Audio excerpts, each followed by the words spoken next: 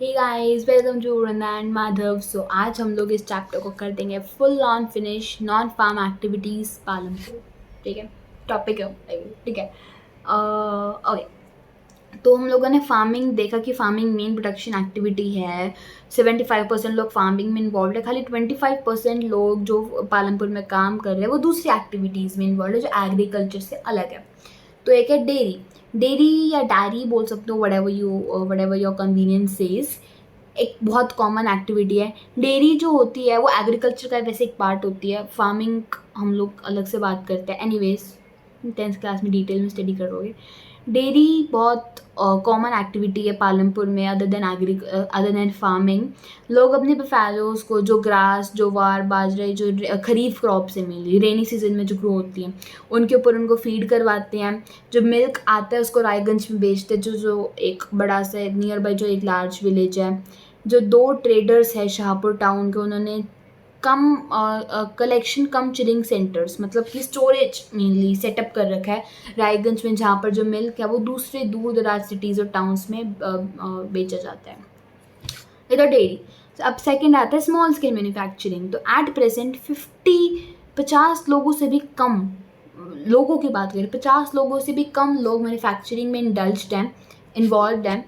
Unlike manufacturing जो कि बड़ी बड़ी फैक्ट्रीज में होती हैं, मैन्युफैक्चरिंग जो होती है पालमपुर में बहुत सिंपल प्रोडक्शन मेथड्स होते हैं उसमें, जो कि बहुत छोटे से स्केल पे होती है। या तो वो अपने घरों पे होते हैं या वो फील्ड्स पे होते हैं। फैमिली की हेल्प से बहुत रेयरली लेबर्स को हायर किया जाता है। एग्जाम दे रखा है मिश्री लाल का। मिश्री लाल ने एक mechanical sugar cane crushing machine खरीदी है जो इलेक्ट्रिसिटी पे चलती है, उसको अपने फील्ड पे सेटअप करा है। शुगर केन क्रशिंग पहले तो भैंसों की हेल्प से होती थी, लेकिन अब लोग मशीन से प्रेफर करते हैं इसको करना। मिश्री लाल जो दूसरे फार्मर्स हैं उनसे गन्ना खरीदता है, उसको गुड़ बनाते हैं, गुड़ को शाहपुर में ट्रेडर्स को बेच देते हैं। इस प्रोसेस में मिश्री लाल का छोटा सा प्रॉफिट बनता है। तो क्या कैपिटल मिश्री लाल को चाहिए थी अपने इसको? ऑफ कोर्स यार, उसको एक तो मशीनरी चाहिए थी और उसको चाहिए थी पैसे, और उसको शुगर केन भी चाहिए थी। ऑफ कोर्स लेबर कौन देता है?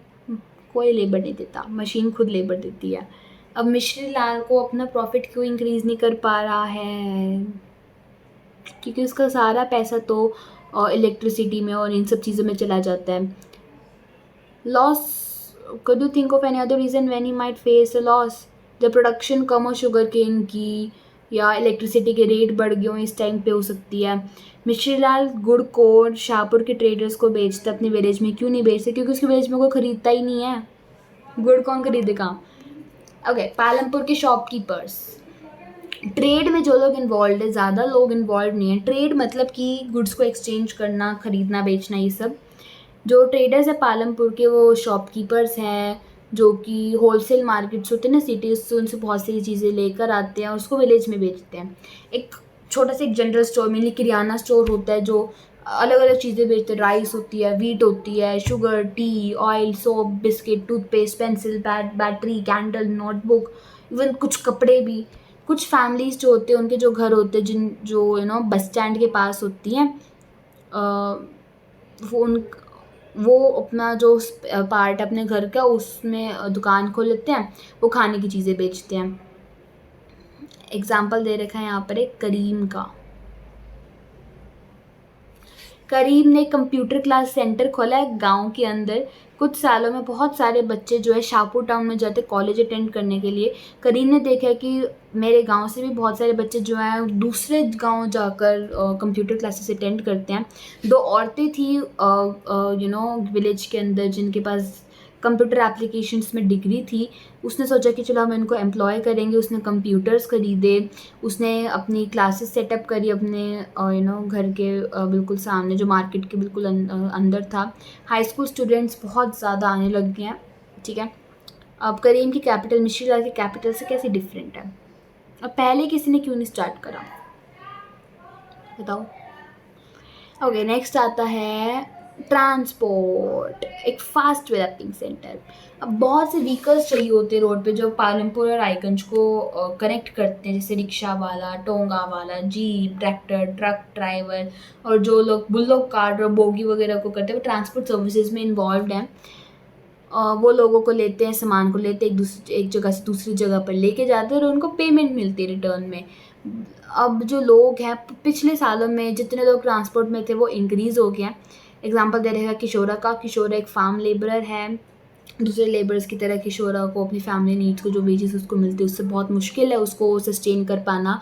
कुछ साल पहले किशोरा ने लोन लिया था बैंक से, गवर्नमेंट प्रोग्राम के अंडर था, जो कि बहुत सस्ते लोन दे रहा था पुअर लैंडलेस हाउस होल्ड्स को।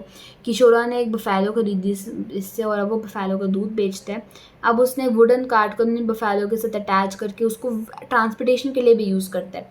एक हफ्ते में एक बार वो गंगा रिवर पे जाता है, मिट्टी लाता है पोटर के लिए, या कभी कभी वो शाहपुर जाता है, जागरी या दूसरी चीज़ें लेकर जाता है। हर महीने उसको काम मिलता है ट्रांसपोर्ट में। एज ए रिज़ल्ट किशोरा जो है जितना पहले कर पाता तो उससे ज़्यादा अर्न कर पा रहा है। तो हर केस स्टडी के बाद जो क्वेश्चन है बहुत इंपॉर्टेंट है, प्लीज़ सॉल्व देम। और मैं हाँ, समरी देख लो। समरी नोटबुक वगैरह में लिखने की ज़रूरत नहीं है, ठीक है। बहुत लोग लिख देते, नहीं लिख, इस नोट्स भी नहीं बना सकता अपन समरी से, ठीक है। जस्ट मैं रीड कर लूँगी एक बार समरी का। Farming is the main production activity in the village. Over the years there have been many important changes in the way farming is practiced. These have allowed the farmers to produce more crops from the same amount of land. This is an important achievement since land is fixed and scarce, but in raising production, a great deal of pressure has been put on land and other natural resources. Farming एक main production activity है किसी भी village के अंदर।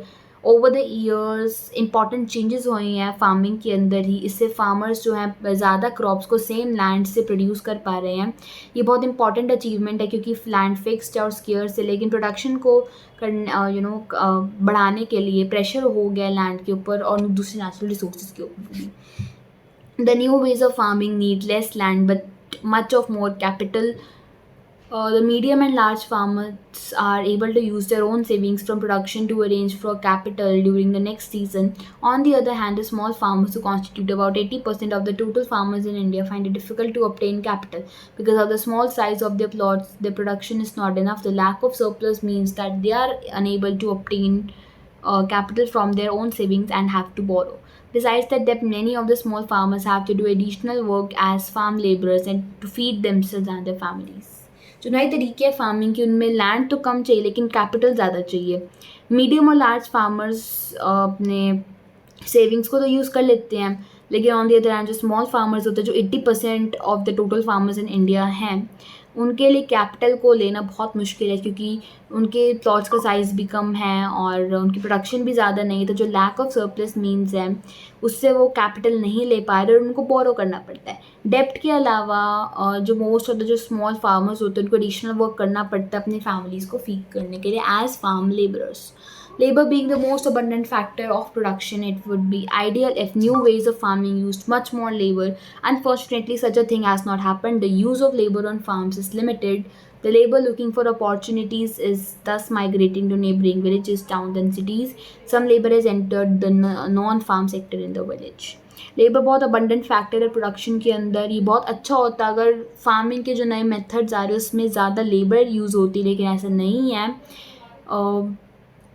Labour का जो काम है फार्म्स के अंदर लिमिटेड है। लेबर अपॉर्चुनिटीज़ के लिए ढूंढती है, इसलिए वो माइग्रेट कर लेती है दूसरे सिटीज़ में, टाउन्स में, विलेजेस में। कुछ लेबर नॉन फार्मिंग सेक्टर भी खोल लेती लाइक डेयरी और समथिंग.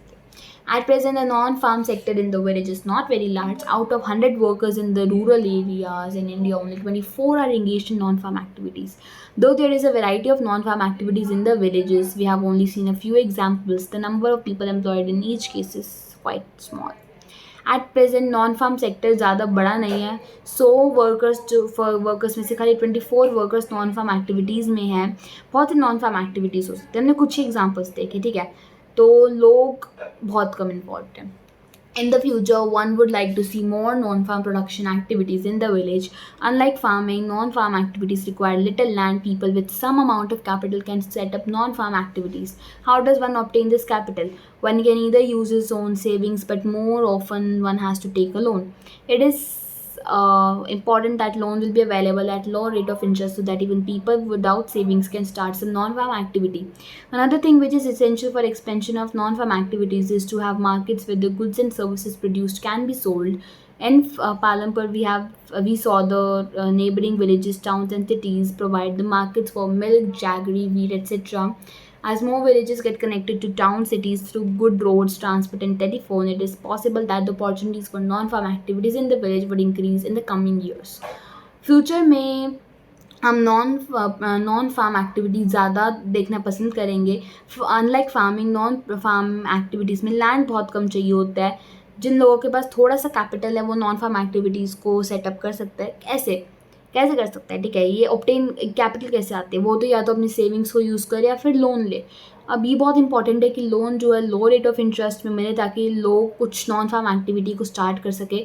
जो दूसरी चीज़ है expected on non farm activities का, वो ये है कि मार्केट्स हों जिनमें गुड्स और सर्विसेज को हम लोग प्रोड्यूस जो होती हैं उनको बेच सकें. पालमपुर में हम लोगों ने देखा कि नेबरिंग विलेजेस वगैरह में जाकर देते हैं. अब ज़्यादा से ज़्यादा विलेजेस जैसे टाउन और सिटीज़ में अच्छे रोड्स, ट्रांसपोर्ट या टेलीफोन से कनेक्ट हो रहे हैं. इससे ट्रांसपोर्ट में भी, टेलीफोन कम्युनिकेशन वगैरह में भी लोगों की जो एम्प्लॉयमेंट है वो इंक्रीज़ हो सकती है. एक्सरसाइजेस देख लेते हैं. Every village in India is surveyed once in 10 years during the census, and some of the details are presented in the following format. और इसको फिलअप करना है. ओके, मॉडर्न फार्म मेथड्स में ज़्यादा इनपुट चाहिए होता है जो इंडस्ट्री में होता है. Do you agree? Yes, I agree. How did the spread of electricity help farmers in Palampur? इससे ट्रेडिशनल जो चीज़ें थी वो हट गई. वो लोग ज़्यादा लैंड को इफेक्टिवली कल्टिवेट कर पाते, इरीगेट कर पाते हैं. इन एरिया अंडर इरीगेशन को इंक्रीज़ क्यों करना है? ताकि ज़्यादा से ज़्यादा क्रॉप ग्रो हो सके. Table on distribution of land among the 450 families. Important questions है सारे के सारे, अच्छे questions है. You can just do them. And yes, from my side this chapter is completed. And now it's your turn. You have to read the chapter. बिना read करे आप लोगों को नहीं आएगा समझ में. Notes बनाओ, जो करना है करो, ठीक है. Okay, I'll take your leave and this chapter is completed. Now we'll start geography का chapter number 2, relief features. No, physical features of it. Oh God, physical features of India. Okay, till then, take care, be safe and bye bye.